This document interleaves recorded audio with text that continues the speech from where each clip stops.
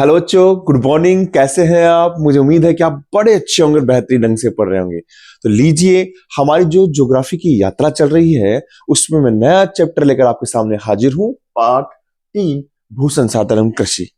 जैसे कि आपको पता है कि एक किताब पूरी हो चुकी है आपकी, मानव भूगोल वाली। तो आप उनके चैप्टर्स देखिए बेटा, उनकी वीडियो देखिए।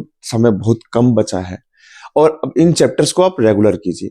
उम्मीद है कि संडे तक, यानी इस हफ्ते तक मैं इसको कंप्लीट कर दूंगा। तो लीजिए, हम शुरू करते हैं पुनः एक नए चैप्टर को। देखिए, पाठ क्या है समझिए आप। पाठ का नाम है भू संसाधन एवं कृषि। इस चैप्टर्स के लिए मैं आपको बताऊंगा। चैप्टर्स बिल्कुल आसान है, बस थोड़ा सा इसमें अब उनको कॉन्सेप्ट की बात रहेगी। बाकी कुछ चैप्टर में इतना कुछ खास नहीं है। अच्छा, देखिए, पहले संसाधन की बात करते हैं। संसाधन क्या होता है? संसाधन वो चीजें होती है जो मनुष्य के जीवन में उपयोग में आती है, या जो मनुष्य के जीवन को सरल बनाती है, वो संसाधन होती है। एक विद्वान है, उनका नाम है जिम्मरमैन। क्या नाम है उनका? जिम्मरमैन। जिम्मरमैन साहब क्या कहते हैं कि वे वस्तुएं जो मनुष्य के उपयोग में आती है या उनके जीवन को सरल बनाती है, वो संसाधन होती है। और मनुष्य क्या करता है? संसाधनों का निर्माण करता है। मनुष्य संसाधनों का निर्माण करता है। और वो ये भी कहते हैं कि मनुष्य तो खुद भी संसाधन है, मनुष्य स्वयं भी संसाधन है। आप बोलेंगे सर, स्वयं का संसाधन कैसे? क्योंकि आपको पता है कि मनुष्य पेड़ पौधों को भी उपयोग में ले रहा है, कोई पत्थर है उनको भी उपयोग में ले रहा है, मिट्टी को भी उपयोग में ले रहा है, वो सब संसाधन है। लेकिन मनुष्य भी खुद भी तो काम आ रहा है, ठीक है? तो मनुष्य स्वयं भी एक संसाधन है। अच्छा, अब इतनी बात क्यों कर रहे हैं हम? इतनी बात इसलिए कर रहे हैं कि संसाधन होते तो बहुत सारे हैं। मैंने आपसे बात करी, संसाधन आपकी मृदा भी होती है, संसाधन आपके वन भी होते हैं, पशु भी होते हैं। लेकिन यहां हम जो पढ़ रहे हैं वो भू संसाधन पढ़ रहे हैं। यानी भूमि का उपयोग किस प्रकार से किया गया है मनुष्य के उपयोग के लिए, जीवन को सरल बनाने के लिए, हम इस चैप्टर में वो पढ़ेंगे और साथ में कृषि भी पढ़ेंगे। तो लीजिए, हम शुरू करते हैं चैप्टर भू उपयोग का वर्गीकरण। पहले चैप्टर की थीम समझ गए आप? भू उपयोग का वर्गीकरण क्या होता है? देखिए, भू उपयोग का वर्गीकरण का मतलब यह है कि भूमि का उपयोग कैसे किया गया है, और उसको जानने के लिए क्या किया गया है कि कुल रिपोर्टिंग क्षेत्रफल के बराबर होता है। भू उपयोग का वर्गीकरण कुल रिपोर्टिंग। अब देखिए, रिपोर्टिंग क्षेत्रफल क्या होता है? देखिए, रिपोर्टिंग क्षेत्रफल का मतलब होता है कि जैसे मान लीजिए कि कोई गांव है, आप समझ लीजिए कि कोई गांव है, नाम कुछ भी मान लीजिए, इस गांव का नाम थली है जैसे मान लीजिए, ठीक है? यहां पर मैंने आपको कहा, आप स्टूडेंट है, मैंने कहा कि बच्चों जाओ और आप यहां पर ऐसा आंकड़ा लेकर आओ कि यहां पर जो मिट्टी है, जैसे काली मिट्टी है, वो कितने क्षेत्र पर है। तो आप गए, आपने अपने ढाले के हिसाब से एक क्षेत्र चुना। आपने कहा कि सर मेरे हिसाब से यहाँ पर 10% इस भाग पर। अच्छा, 10 है। किसी ने कहा कि मेरे पर 5 है, किसी ने कहा 20 है। यानी आप वहां पर गए, सर्वेक्षण किया और अपने कागज के हिसाब से, तो उसको हम रिपोर्टिंग क्षेत्रफल कहते हैं। अब रिपोर्टिंग क्षेत्रफल क्या होता है? जो कुल भौगोलिक क्षेत्रफल होता है उससे कम भी हो सकता है और ज्यादा भी हो सकता है, क्योंकि वो मानवीय भूल हो सकती है। कम इसलिए कि हो सकता है कहीं पर आपको गणना में गलती हो गई हो, और ज्यादा किस लिए कि कभी बार ज्यादा भी हो जाता है। तो ये एक समस्या है। तो भू उपयोग का बिल्कुल आसान से समझना, भू उपयोग का वर्गीकरण का मतलब होता है कि कुल रिपोर्टिंग क्षेत्रफल के बराबर होता है, जो कि भौगोलिक क्षेत्रफल से अलग हो सकता है। भौगोलिक क्षेत्रफल से अलग हो सकता है। तो भू उपयोग का वर्गीकरण है। जैसे हम बात करें वन क्षेत्र कितने हैं, आप चारागाह कितने हैं, तो ये बेटा रिपोर्टिंग क्षेत्र के आधार पर होता है। जैसे हमारी जो अब नक्शे बनते हैं या वो बनते हैं, वो इसके आधार पर नहीं बनते हैं, वो बनते हैं अपने सैटेलाइट के आधार पर। अब देखिए आगे, भू उपयोग का वर्गीकरण कौन सी संस्थाएं करती है? दो संस्थाएं करती है। एक तो भू राजस्व विभाग और एक भारतीय सर्वेक्षण विभाग, देहरादून। भू राजस्व विभाग करता है कुल रिपोर्टिंग क्षेत्रफल के हिसाब से, कुल रिपोर्टिंग क्षेत्रफल के हिसाब से भू उपयोग का वर्गीकरण करता है या भू उपयोग के बारे में जानता है। और जो ज्यादा भी हो सकता है, कम भी हो सकता है। लेकिन भारतीय सर्वेक्षण विभाग जो देहरादून में है, वो क्या करता है? नक्शे बनाने का काम करता है, नक्शे बनाने का काम करता है। साथ में भारत की जो प्रशासनिक इकाइयां हैं, जो राज्य हैं या फिर मान लीजिए कोई जिले हैं, उनकी उनकी भौगोलिक क्षेत्रफल की, प्रशासनिक इकाइयों के, प्रशासनिक इकाई के भौगोलिक क्षेत्र की सही जानकारी देता है। बिल्कुल एग्जैक्ट जानकारी कौन देता है? भारतीय सर्वेक्षण विभाग देता है, ठीक है? इसका मुख्यालय देहरादून में है और इसका जो मान होता है वो भौगोलिक क्षेत्रफल के बराबर ही होता है, बिल्कुल एग्जैक्ट होता है, जो ये मतलब जानकारी देता है। तो कोई पूछे कि बिल्कुल सही जानकारी कहां से मिलती है, तो भारतीय सर्वेक्षण विभाग से मिलती है। नेक्स्ट क्वेश्चन, भू राजस्व विभाग लेकिन हम पढ़ेंगे क्या, भू राजस्व विभाग के द्वारा ये पढ़ेंगे। इसमें आपको पता है कि पटवारी होते हैं, हमारे जो गिरदावर होते हैं, वो रिपोर्टिंग क्षेत्र के हिसाब से ही गणना को करते हैं। यहाँ पर हम सैटेलाइट का उपयोग नहीं कर रहे हैं। तो यहाँ पर भू उपयोग वर्गीकरण पहला होता है वनों के अधीन क्षेत्र, यानी वह क्षेत्र जहां पर वन है, समझिए, जहां पर वन है या वन विकसित हो सकते हैं, वो क्षेत्र इसमें शामिल किया जा सकता है। कि जैसे मान लीजिए कोई वनीय भूमि है, आपको पता है कि हमारे 33% भाग पर वन होने चाहिए। कितने होने चाहिए? 33% भाग पर। लेकिन मात्र अभी 20%, 20 पॉइंट यानी आप 21% भूमि पर हमारे वन है। तो जहां वन नहीं है तो वहां वन हो सकते हैं ना, तो वो दोनों क्षेत्रों को यहां पर शामिल किया जाता है। बंजर या व्यर्थ भूमि यहां पर करते हैं हम, जैसे मान लीजिए कोई मरुस्थल है, माफ कीजिएगा, कोई मरुस्थल है, कोई पठारी इलाका है, कोई पहाड़ी इलाका है, कोई जैसे मान लीजिए झील है, तालाब है, इनको शामिल किया जाता है, जो या तो बंजर है या व्यर्थ भूमि है, या बंजर भूमि को शामिल किया जाता है जहां पर खेती नहीं हो सकती है।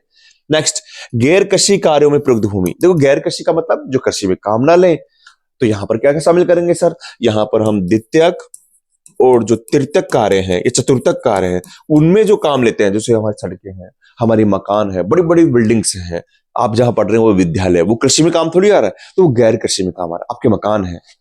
स्थानीय चारागाह क्षेत्र, यानी जहां पर चारागाह होते हैं, वो भूमि इसमें शामिल की जाती है। टोटल 8 है, 8 है, ये ध्यान रखने का। उपवन के अंतर्गत जहां पर आपके वन होते हैं, जैसे मान लीजिए उपवन, जैसे मान लीजिए आप देखते होंगे कहीं पर आंवले का बागान होता है, आंवले का बागान, ठीक है, जिसको हम क्या कह सकते हैं, ज्यादातर ये निजी होते हैं। कैसे होते हैं? निजी होते हैं। इनको इनमें शामिल किया जाता है। जो भी फल फूल जो बागान होते हैं उनको शामिल करते हैं। खेती की बात नहीं कर रहे हैं यहाँ पर। वर्तमान प्रतिभूमि, ये बहुत मोस्ट है। इसमें आप मान लीजिए कृषि भूमि की गुणवत्ता को सुधारने के लिए, तो ये प्रतिभूमि का समझ लीजिए, ऐसे मतलब समझ लीजिए जैसे आप हैं, मैं हूं, हम हमारे शरीर को डिटॉक्स करने के लिए हम व्रत रखते हैं। व्रत रखते हैं तो उससे हमारा जो शरीर होता है, एक दिन का व्रत रखा तो डिटॉक्स हो जाता है, शुद्ध हो जाता है। तो वैसे ही कृषि भूमि को अगर आपको इसकी गुणवत्ता बढ़ानी है, क्या बढ़ानी है? गुणवत्ता बढ़ानी है, तो इसको खाली छोड़ना पड़ेगा। तो अगर कृषि भूमि की गुणवत्ता बढ़ाने के लिए उसे यदि 1 वर्ष या उससे कम समय तक खाली छोड़ा जाता है, तो उसे हम क्या कहते हैं? वर्तमान प्रतिभूमि कहते हैं। और यदि इसी को ही 1 वर्ष से अधिक और 5 वर्ष तक खाली छोड़ेंगे, तो इसे क्या कहेंगे? पुरातन प्रतिभूमि कहेंगे। क्या कहेंगे बेटा? पुरातन प्रतिभूमि कहेंगे। और ऐसे ही कृषि योग्य तो है लेकिन अभी व्यर्थ है। आप बंजर में इसमें कंफ्यूज मत होना, कृषि योग्य व्यर्थ है, यानी जो भूमि कृषि की गुणवत्ता बढ़ाने के लिए 5 वर्ष से अधिक समय तक खाली छोड़ी जाती है, उसे कृषि योग्य व्यर्थ भूमि कहते हैं। ये तीनों ही मोस्ट है, परीक्षा में आ सकता है, याद कर लीजिएगा। आगे देखिए, निवल बोया गया क्षेत्र क्या है और सकल बोया गया क्षेत्र क्या है, ये आप पढ़ेंगे, आप हमेशा कंफ्यूज होते हैं। अब मैं आपको बताने जा रहा हूं, अब आप कंफ्यूज नहीं होंगे। क्या होगा देखिए आप, देखिए ये क्या होती है, मेरे पास में खेत है, वो कितना है, जैसे मान लीजिए 2 बीघा है। कितना है? 2 बीघा है ना। ये मेरा कुल क्षेत्र है, ये मेरे पास में कुल कृषि भूमि है। लेकिन मैं क्या करता हूं? आधी पे खेती करता हूं। कितने पे करता हूं? आधी पे खेती करता हूं, आधे पे, है ना। तो जितनी मैं खेती करता हूं, एक मतलब इस पूरी कृषि पर 1 साल के अंदर, तो वो क्या होती है? हमारा निवल बोया गया क्षेत्र होता है। यानी जितनी कृषि भूमि पर ध्यान से समझिएगा, जितनी कृषि भूमि पर फसल बोई व काटी जाती है, उसे क्या कहते हैं? निवल बोया गया क्षेत्र कहते हैं। तो आप बोलेंगे सर सकल क्या है? अच्छा, एक चीज और सुनिए, ये निवल बोया गया क्षेत्र होगा ना, ये आपने 2 बीघा में से कितनी बीघा पर करी? 1 बीघा पर। तो ये क्या हो सकता है? आप चाहते तो पूरे पे भी कर लेते। तो जो निवल बोया गया क्षेत्र होता है, इसको हम थोड़ा सा नीचे कर लेते हैं, बाद में लिख लेंगे। जो निवल बोया गया क्षेत्र जो होता है, वो क्या होता है? हो सकता है आपने 2 बीघा पे कर ली, कुल कृषि भूमि के बराबर भी हो सकता है, बिल्कुल, या फिर उससे कम हो, या उससे फिर क्या होगा? निवल बोया गया क्षेत्र उससे क्या होगा? कम होगा, ज्यादा नहीं हो सकता है। आप थोड़ी 2 बीघा से 3 बीघा किसी दूसरे खेत में थोड़ी चल जाओगे आप, समझ गए आप। लेकिन सकल बोया गया क्षेत्र क्या होता है, ये समझिए। सकल बोया गया क्षेत्र का मतलब ये होता है, नाम ही सकल है, कि आपके पास में 1 बीघा है, लेकिन आपने 3 फसल बो दी। यहां पर पहले 1 बीघा, फिर 1 बीघा, फिर 1 बीघा, यानी आपने 3 बीघा में खेती करी पूरे 1 कृषि वर्ष में। यानी 1 कृषि वर्ष में एक कृषि वर्ष में आपने या किसान ने जितनी बार वो फसल करता है, जितनी बार फसल करता है, वो क्या कहलाता है, सकल बोया का क्षेत्र कहलाता है। और यानी सकल बोया का क्षेत्र जो होगा ना, वो कुल कृषि भूमि के बराबर भी हो सकता है या उससे ज्यादा भी हो सकता है। ये बिल्कुल समझिएगा आप। ये क्या होता है, ये कुल कृषि भूमि से क्या हो सकता है, ज्यादा भी हो सकता है, सकल बोया का क्षेत्र। बिल्कुल आप समझ गए, बिल्कुल आसान है। आगे देखिए, भारत में गेहूं भूपयोग का वर्गीकरण, तो भारत में भूपयोग वर्गीकरण बड़ अलग चेंज हो रहा है बेटा। पहले भूमि, हमारी जो भूमि थी कृषि प्रधान थी, तो वहां पर कृषि कार्यों में पूरा काम होता था। लेकिन अब जनसंख्या का आकार बढ़ रहा है, अब लोगों के लिए क्या हो रहा है, रहने के लिए मकान भी चाहिए, है ना। उद्योग धंधों के लिए आपके दित्तक तिर्तक कार्यों की फैक्ट्रियां भी चाहिए और भी चाहिए। तो क्या हो रहा है, पहला काम तो क्या हो रहा है कि जो हमारी पड़ती भूमि कम हो रही है, और बढ़ती जनसंख्या के दबाव के कारण, बढ़ते तकनीकी स्तर के कारण सीमांत भूमि जो बच जाती थी ना भूमि, उसका भी उपयोग हो रहा है। रटना नहीं है, समझना है। ये क्या उपयोग परिवर्तन हो रहा है कि सर पहले तो सर गैर कृषि कार्य में होता था, अब गैर कृषि कार्य में प्रयुक्त हो रही भूमि। जैसे मान लीजिए अपन रह रहे हैं, आप रह रहे हैं, मैं रह रहे हैं उसमें। अच्छा, दूसरा क्या हो रहा है सर, हम सीमांत भूमि का उपयोग कर रहे हैं। अगला, अर्थव्यवस्था की संरचना, ये देख लीजिए आप कि इसमें आ गया प्राथमिक कार्य तो नहीं है, अब द्वितीयक तृतीयक कार्य में है, जिसके कारण गैर कृषि कार्यों में भूमि ज्यादा काम आ रही है। पहला तो है ना, यहां पड़ा सीमांत भूमि काम आ रही है। और एक खास बात देखिए, समय के साथ, जैसे मान लीजिए मैं खेती नहीं करता हूं, ठीक है, अब खेती नहीं करता हूं तो मेरी जो निर्भरता है ना बेटा, वो तो क्या हो रही, धीरे धीरे कम हो रही है।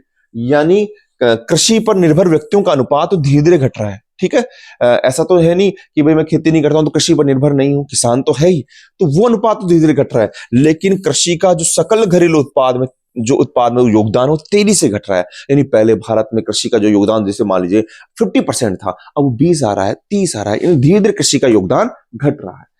ठीक है, नेक्स्ट क्या है, ये खास बात है, 1950 से लेके 2014-15 तक भूप्रयोग में परिवर्तन क्या हो रहा है। देखो, वृद्धि किसमें हो रही है, आप खुद ही बोलेंगे सर इसमें वृद्धि होगी और किसमें होगी। वन क्षेत्र में वृद्धि है क्या, बिल्कुल है सर, करी जा रही है, गवर्नमेंट के द्वारा की जा रही है, प्रकृति को संतुलित करने के लिए की जा रही है। गैर कृषि कार्यों में संलग्न भूमि में वृद्धि हो रही है, बिल्कुल हो रही है। आप देखिए, अभी बताया था मैंने, जनसंख्या का आकार बढ़ रहा है, उनके लिए रहने के लिए मकान चाहिए, स्कूल चाहिए, कॉलेज चाहिए, है ना। वर्तमान प्रतिभूमि ये भी बढ़ रही है, क्योंकि वर्तमान भूमि प्रतिभूमि नहीं बढ़ेंगे तो कृषि की गुणवत्ता खराब हो जाएगी, उसको बढ़ाने के लिए कर रहे हैं। निवल बोया गया क्षेत्र बढ़ रहा है, ये भी बढ़ेगा सर। क्यों बढ़ेगा, क्योंकि खाद्यान्न की आपूर्ति करनी है, खाद्यान्न की आपूर्ति करनी है, तो इसको बढ़ाना पड़ रहा है।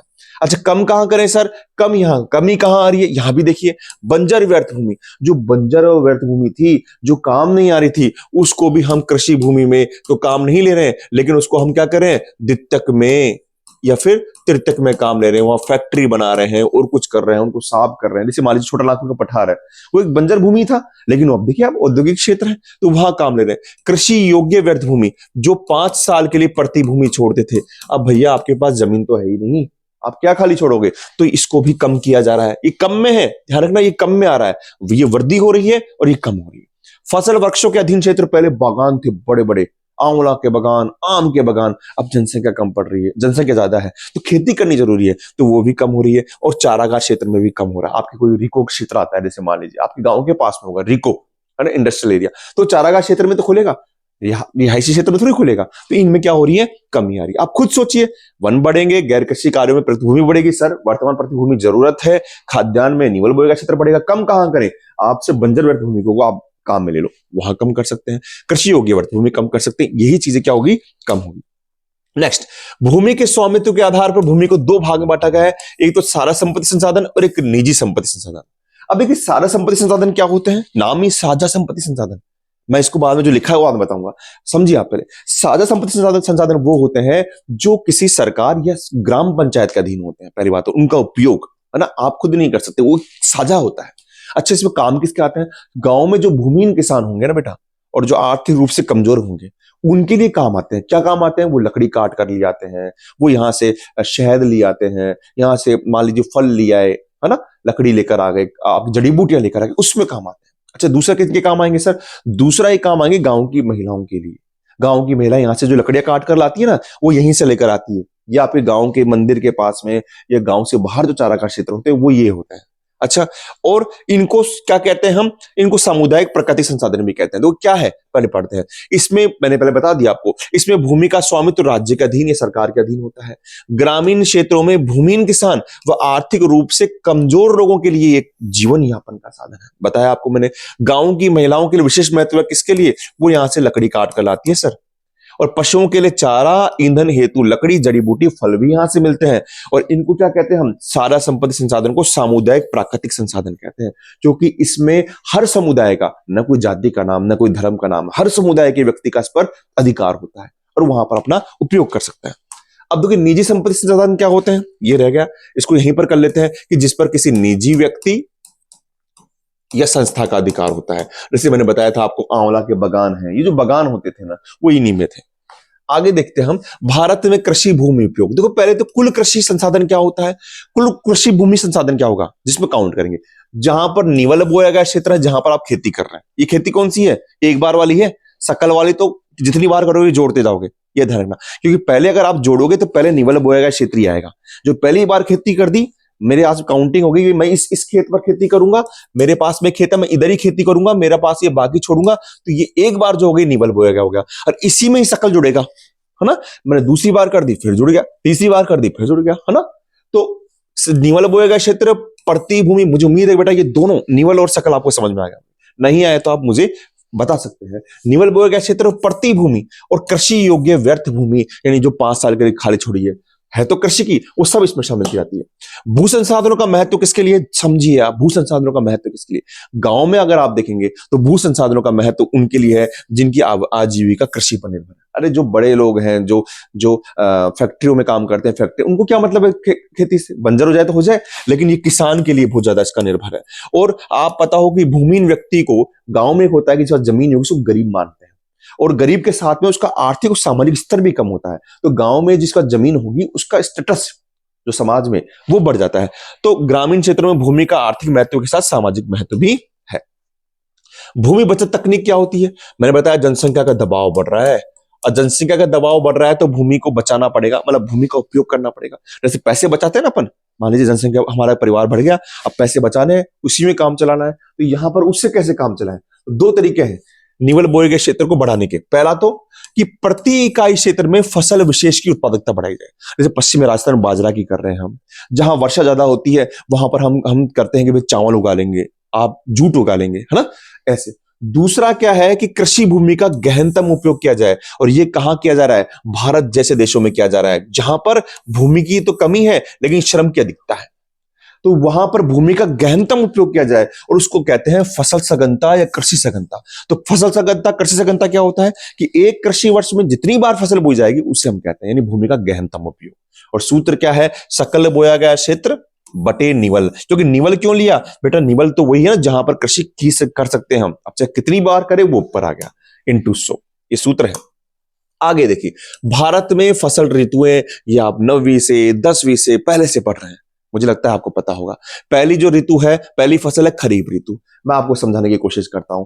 खरीफ कब, फसल कब बोते हैं? ये बोते हैं बेटा आप बारिश के समय, यानी जून से, आप जून से बोएंगे इसके, और जून से सितंबर के मध्य इसको बोते हैं।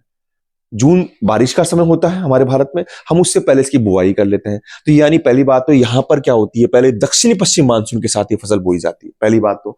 दूसरी बात, गर्मी होती है, इसलिए उष्ण कटिबंधीय फसल भी इसको कहते हैं, रट्टा नहीं है। अच्छा सर, उसमें सिंचाई की अवस्था होगी क्या? अरे भाई, सिंचाई की अवस्था क्यों होगी? जब बारिश हो रही है तो सिंचाई की अवस्था भी नहीं होती है। क्लियर है?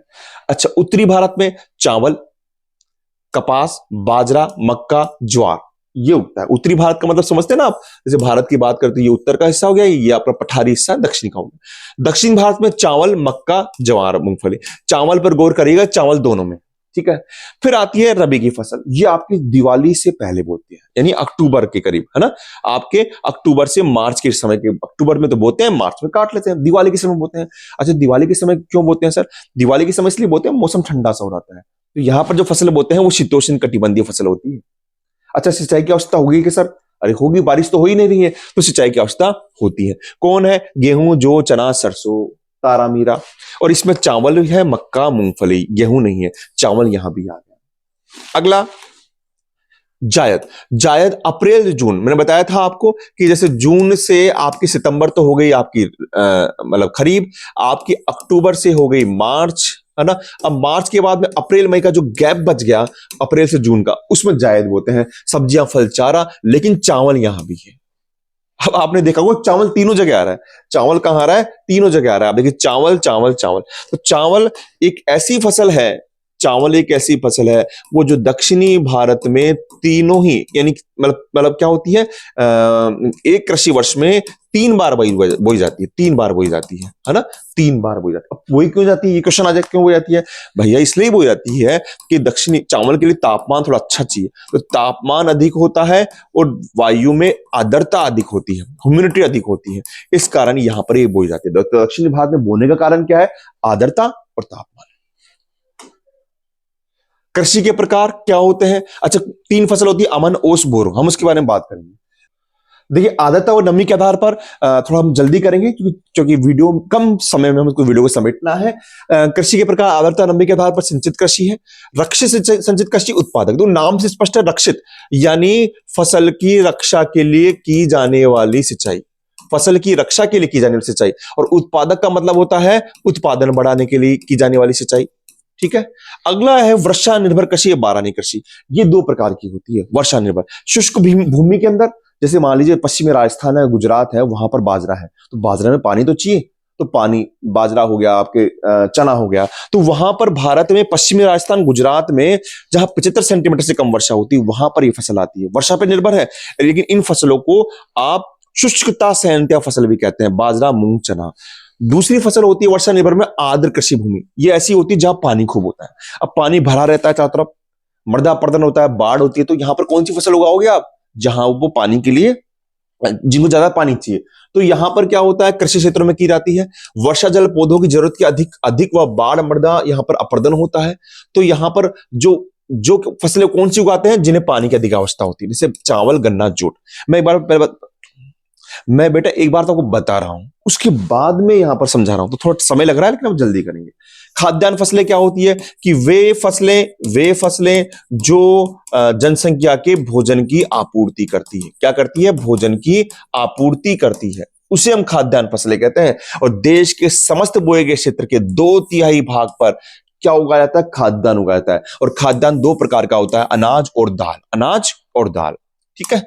अब देखिए अनाज क्या होता है, भारत में कुल बोए गए क्षेत्र के 54% भाग पर अनाज उगाया जाता है। 66% क्या था? खाद्यान्न था, ध्यान रखिएगा। और भारत विश्व का 11% अनाज उत्पादन करता है।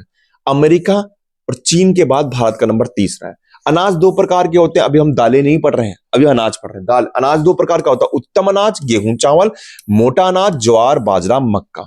अब हम आगे उत्तम अनाज में, हम किसको पढ़ रहे हैं? उत्तम अनाज में। अब उत्तम अनाज में चावल है, बताया आपको, चावल उष्णकटिबंधीय फसल है, पानी ज्यादा चाहिए तो 100 से 200 सेंटीमीटर तक पानी चाहिए, मिट्टी में पानी ज्यादा होगा तो जलोढ़ मिट्टी होगी। क्षेत्र क्या होंगे? क्षेत्र 2 प्रकार से होंगे। एक तो जहां पर सिंचाई के द्वारा खेती की जाती है, यानी उत्तरी पश्चिम भारत का शुष्क लेकिन सिंचित क्षेत्र, जैसे पंजाब हो गया, हरियाणा हो गया, उत्तरी राजस्थान, गंगानगर, हनुमानगढ़ हो गया, ये इसको शामिल किया जाएगा, ये वाला। और एक क्षेत्र कौन सा? जहां पर बारिश हो रही है, यानी आपका उत्तरी पूर्वी राज्य, पूर्वी यूपी, पश्चिम बंगाल और दक्षिण भारत के राज्य, जहां पानी ज्यादा है, क्योंकि पानी तो चाहिए ना, और एक सिंचाई के द्वारा, एक उसके द्वारा। दक्षिणी राज्यों में 3 फसल होती है, बता दिया मैंने आपको। 3 फसल कौन सी होती है? देखिए एक तो होती है अमन, एक होती है ओस और एक होती है बोरो। कैसे याद करेंगे आप? ओ अमन, आप इसको कैसे करेंगे? ओ अमन बोरा ला, आप इसको यूं याद कर लीजिए। कैसे करेंगे? मैं भी भूल जाता हूं। तो ओ अमन बोरा ला, तो ये बोरो हो गई, ओस हो गई। तो पहले ओस, पहले बारिश से पहले क्या होती है? गर्मी, ये ग्रीष्म में बोई जाती है, फिर ये वर्षा ऋतु में बोई जाती है, और ठंड होगी तो आप बोरा ओढ़ लोगे तो ये शीतकाल में बोली जाती है। ठीक है, इसको ऐसे याद करना, ओ अमन बोरा ला। ठीक है। भारत विश्व का 21.9% चावल उत्पादन करता है, ये भी आता है। चीन के बाद दूसरा स्थान है। प्रमुख उत्पादक राज्य पश्चिम बंगाल है, यूपी, बिहार है। और सर्वाधिक प्रति हेक्टेयर कौन सा है? पंजाब और हरियाणा और तमिलनाडु। और ये क्यों है?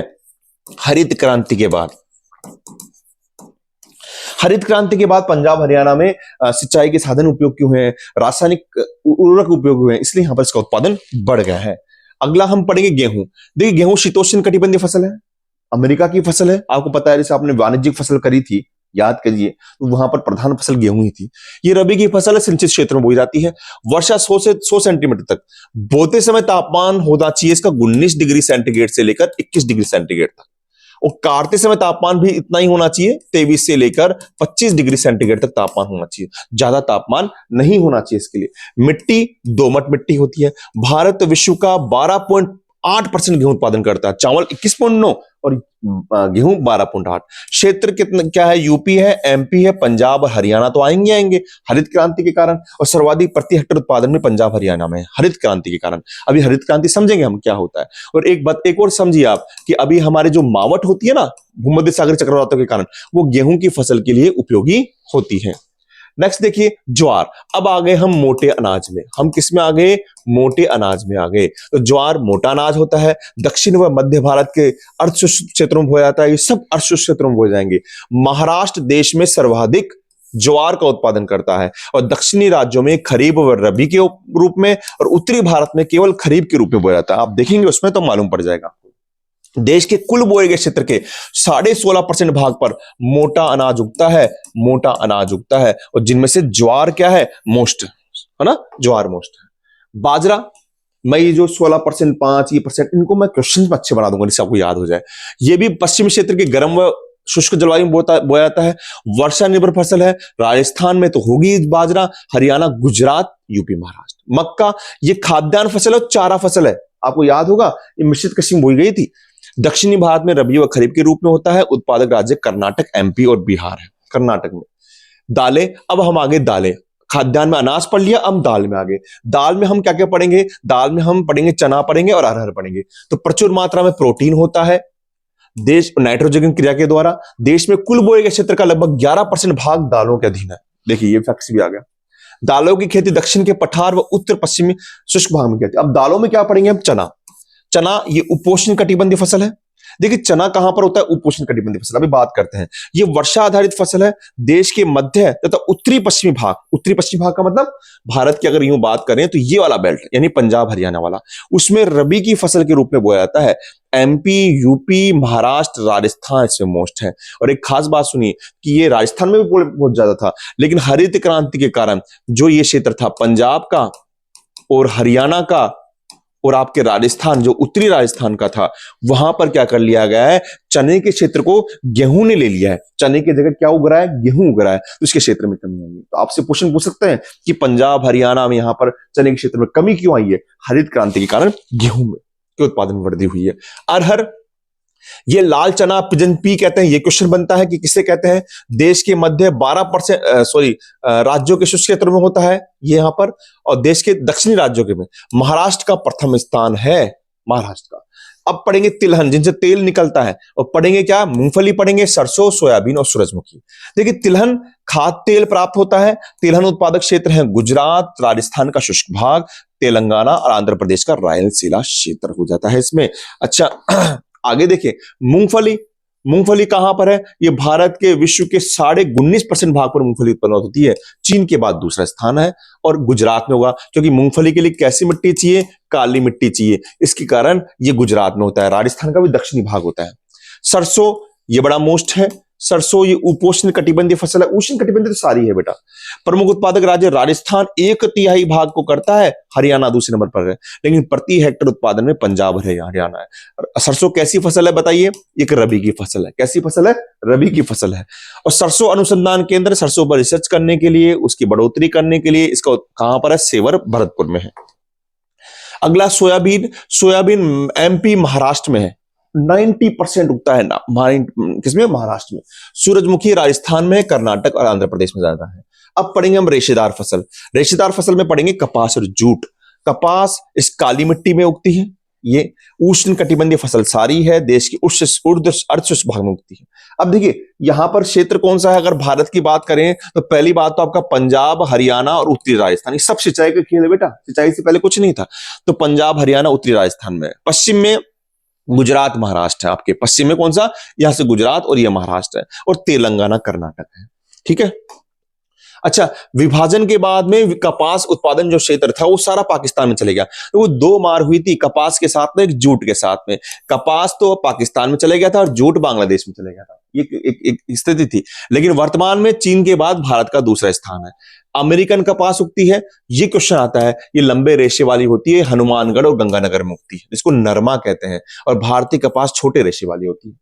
सर्वाधिक उत्पादक राज्य कहां है? गुजरात, महाराष्ट्र, तमिलनाडु में। ठीक है। अगला पढ़ेंगे जूट। ये भी रेशेदार फसल है, उष्णकटिबंधीय फसल है। भारत में खरीफ के रूप में बोते हैं, वो भी खरीफ में थी। अच्छा, वर्षा 200 सेंटीमीटर तक पश्चिम बंगाल, बिहार में है और असम में है। और इसका अधिकांश भाग कहां चले गया था? बांग्लादेश में चले गया था। लेकिन पुनः हम हो गए हैं और विश्व के 60% जूट का उत्पादन करते हैं। हम प्रथम स्थान पर आ गए। हम सारे उत्पादक क्षेत्र तो हमारे वहां चले गए थे। लेकिन भारत की कृषि प्रणाली के बारे में बात करेंगे, किस प्रकार हमने इसमें सुधार किया। व्यापारिक फसलें, नकदी फसलें, गन्ने को पढ़ा है हमने इसमें। ये उष्ण कटिबंधीय फसल है, सारी देख लीजिए, कहीं आपको समझनी है। एक गेहूं आ रही है, शीतोष्ण कटिबंधीय, सब उष्ण कटिबंधीय है। आर्द्र व उपाद्र जलवायु में क्षेत्र कौन सा होगा? गन्ना। गंगा का मैदानी भाग यूपी। जैसे आपका गन्ना जो होगा वो यूपी में होगा अधिक सिंचाई में। पश्चिमी भारत में गुजरात, महाराष्ट्र में, दक्षिणी भारत में, तमिलनाडु में। तीन हिस्से बांटे हैं, उत्तर, फिर पश्चिमी और एक दक्षिणी। ब्राजील के बाद भारत का दूसरा स्थान है।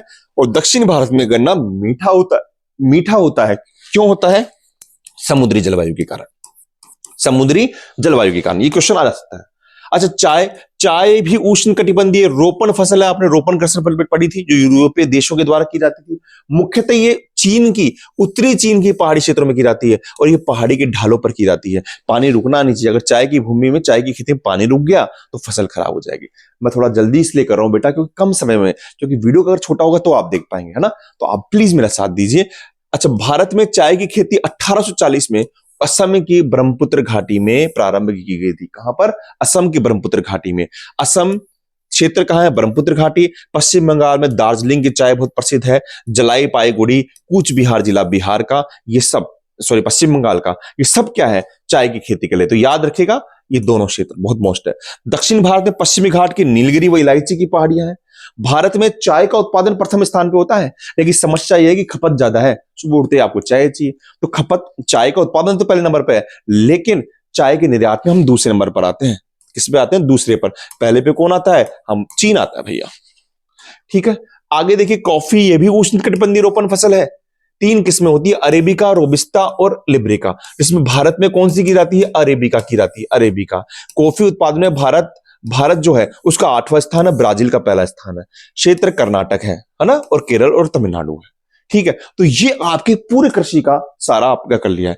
अब कुछ नए फैक्ट्स पढ़ेंगे भारत में कृषि विकास। तो देखिए, भारत में कृषि विकास को समझिए आप। सबसे पहले जो कृषि हो रही थी हमारे साथ में, क्या था कि आजादी से पहले ही हम कृषि में जूझ रहे थे, क्योंकि उस वक्त अंग्रेजों के द्वारा हमारी कृषि की कमर को तोड़ दिया गया था। लेकिन उसके बाद में क्या होता है? आजादी के बाद फिर जब विभाजन होता है तो हमारे जितने भी उत्पादक क्षेत्र थे वो कहां चले गए थे? पाकिस्तान में और बांग्लादेश में। पाकिस्तान में और बांग्लादेश में चले गए। इसको कहानी के रूप में समझना है आपको। तो भारत की कृषि में आजादी के समय भी हम स्थिति में अच्छे नहीं थे और आजादी के बाद भी हमारी स्थिति खराब हो गई। अब हमारे पास आती है पंचवर्षीय योजना। तो प्रथम पंचवर्षीय योजना में बात की जाती है कि भाई कृषि पर जोर दिया जाएगा और क्या करा जाएगा?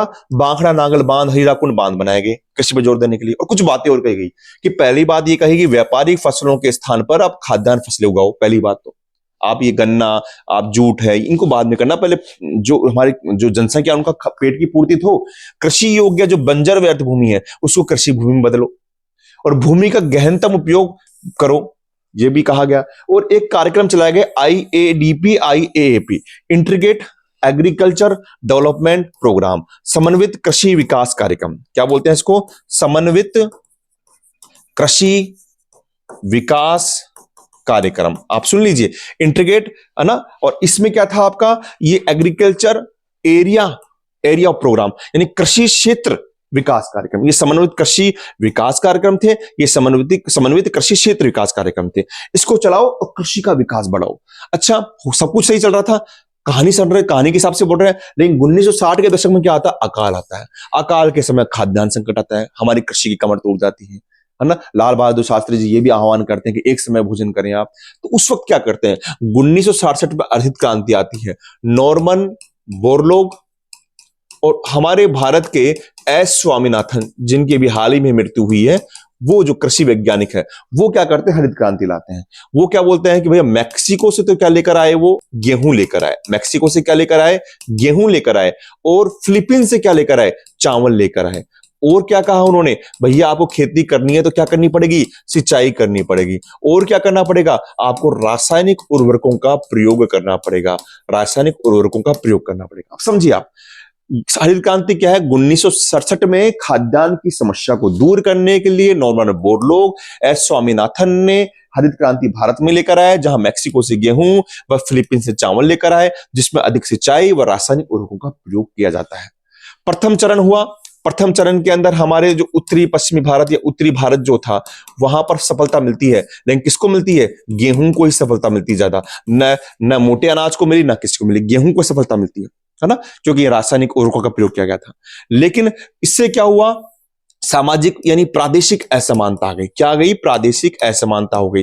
उत्तरी भारत में कृषि अच्छी हो गई, दक्षिण भारत में कम हो गई। तो सेकंड चरण लाया गया किसका, हरित क्रांति का। और यहां पर फिर किस पर जोर दिया गया, चावल पर, बाजरा पर, मक्का पर, इन पर जोर दिया गया। हरित क्रांति का दूसरा चरण आता है, ठीक है। अच्छा, 1980 के अंदर ही क्या किया गया, 1980 में ही आप समझिए, जो भारतीय कृषि आयोग था, भारतीय कृषि आयोग था, उसने क्या करा, समझिए आप, उसने क्या करा कि जो कृषि वर्षा आधारित हमारे क्षेत्र में भूमि है, उसकी समस्या को दूर करने के लिए भारत को कृषि जलवायु प्रदेशों में बांट दिया गया। कृषि जलवायु प्रदेशों में बांट दिया गया और यह कहा कि हमको कृषि के साथ में पशुपालन पर भी ध्यान देना चाहिए। और 1990 के दशक की उदारीकरण व उन्मुक्त बाजार व्यवस्था ने कृषि को प्रभावित किया वापस। क्या था ये उदारीकरण, आपको पता है, एक मॉडल था एलपीजी। हमारे प्रधानमंत्री थे डॉक्टर नरसिम्हा राव थे, और हमारे जो उस वक्त वित्त मंत्री थे वो मनमोहन सिंह थे, जो हमारे प्रधानमंत्री रहे। वो एलपीजी मॉडल लेकर आते हैं, उदारीकरण, निजीकरण और वैश्वीकरण, जिसके कारण पूरे बाजार को खोल दिया गया। उससे भी हमारी कृषि व्यवस्था प्रभावित हुई। तो ये पूरा एक कालक्रम है। सतत, अब देखिए, सतत कृषि के लिए राष्ट्रीय मिशन बिल्कुल आसान है। अब आता है परीक्षा में कंफ्यूज आते हैं, कंफ्यूज नहीं होना बेटा। नाम क्या और सतत कृषि। अब सतत कृषि कब होगी, जब हम पुराने काल में चलेंगे, जब हम जैविक खेती करेंगे। हम ये समझेंगे कि हमारे संसाधनों को कैसे संरक्षित करना है। तो यानी इस मिशन में मिट्टी, धरातल व जलवायु के अनुकूल कृषि प्रणाली को अपनाकर आप जो हमारी कृषि, हमारी भूमि ऐसी है, उसके हिसाब से आपको कृषि प्रणाली अपनानी होगी। प्राकृतिक संसाधनों का संरक्षण करना है, और इसमें पीकेवीवाई, प्रधानमंत्री कृषि विकास योजना, पीकेवीवाई प्रधानमंत्री कृषि विकास योजना, और यहां पर आरकेवीवाई राष्ट्रीय कृषि विकास योजना। देखिए, पी यानी प्रधानमंत्री कृषि विकास योजना, राष्ट्रीय कृषि विकास योजना से जैविक खेती को बढ़ावा दिया गया। और सिक्किम पहला एक राज्य था जो जैविक खेती को कराने वाला एक राज्य है, ठीक है। तो सतत कृषि से समझेंगे कि भाई सतत करना है, तो जैसी मिट्टी है, जैसी जलवायु है, जैसे धरातल है, वैसे ही हम कृषि को हमको चयन करना है। अब कृषि को उत्पादन तकनीक का विकास, तकनीक का विकास तो होता है बेटा, सिंचाई के प्रचार, बीजों की उत्तम किस्में और रासायनिक खाद व कीटनाशकों के प्रयोग से हमारी कृषि का उत्पादन बढ़ता है। कृषि का उत्पादन बढ़ता है, हमारे चावल में, गेहूं में, गन्ना में, तिलहन में, सभी के उत्पादन में वृद्धि होती है। यही है कृषि में उत्पादन में तकनीक का विकास। लेकिन इससे समस्या क्या हो रही है, तकनीक के विकास के कारण रासायनिक उर्वरकों का प्रयोग बहुत ज्यादा हो रहा है, और जो हमारी फसलें हैं वो कीटनाशक से क्या हो रहा है, कीटनाशक जब उगाते हैं जब फसल उगाते हैं तो कीटनाशक प्रतिरोधक क्षमता कम हो रही है, कीड़ों से खराब हो जाती है, तो कीटनाशकों की खपत में वृद्धि हुई है, और रासायनिक उर्वरकों की खपत में 15 गुना वृद्धि हुई है। ये तकनीक का एक प्रभाव भी मान सकते हैं, दुष्प्रभाव भी मान सकते हैं। भारत का किसान विकास पोर्टल, ये बड़ा मोस्ट है। किसान पोर्टल क्या है, एक ऐसा मंच तैयार किया गया है जिसके अंदर आप अपनी कृषि से संबंधित कोई भी समस्या हो, आप वहां पर अपने देख सकते हैं। आपको मिट्टी की जानकारी लेनी है, कैसी बीज खरीदना है, कैसी खाद लेनी है, तो यानी कृषि संबंधित सभी जानकारी मिलती है। इसमें किसानों का बीमा, कृषि भंडारण, फसलों का फसल बीजों, कीटनाशक व कृषि यंत्रों के बारे में जानकारी दी जाती है। और इस पोर्टल पर मिट्टी की जानकारी भी दी जाती है, यानी कृषि से संबंधित सभी जानकारी यहाँ पर दी जाएगी। आपको मिट्टी कैसी है, कृषि यंत्र कैसे हैं, आपको किस प्रकार की फसल बोई जानी चाहिए, वो भी इसमें किया जाएगा। नेक्स्ट, बड़ा अच्छा क्वेश्चन है, बहुत ही बार आता है और आपको करना है ना, बड़े क्वेश्चन में आता है। भारतीय कृषि की समस्या है अनियमित मानसून पर निर्भरता। पता है, मैं इसमें लिखूंगा नहीं, आप समझिए।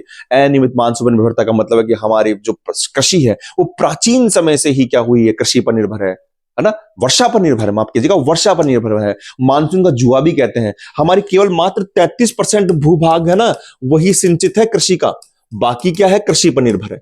तो ये एक समस्या है। निम्न उत्पादकता, हमारी जो गेहूं या जो चावल की जो फसल होती है, हम लेकर तो मैक्सिको से आए हैं, फिलीपींस से लेकर आए, लेकिन जो इनकी उत्पादकता है वो वहां के यूरोपियन कंट्री से कम है, इतना उत्पादन नहीं दे पाती है। ये एक समस्या है।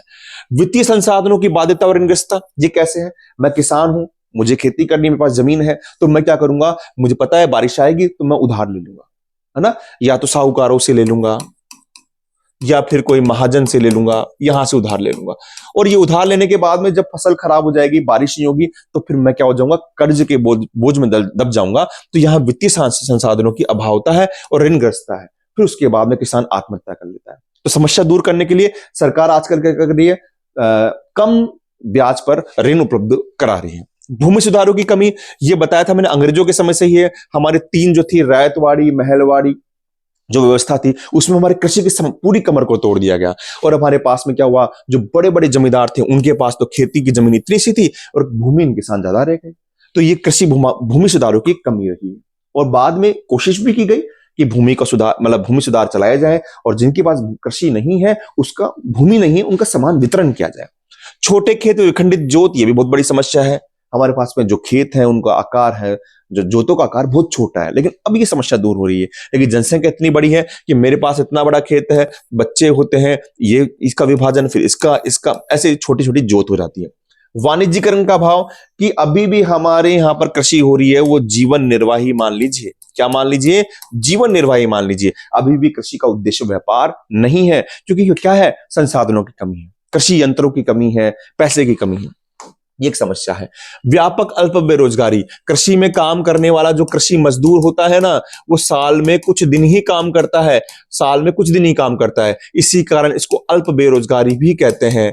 और इसी को ही क्या कहते हैं यहां पर, ऋत्विक बेरोजगारी भी कहते हैं, ऋत्विक बेरोजगारी भी कहते हैं।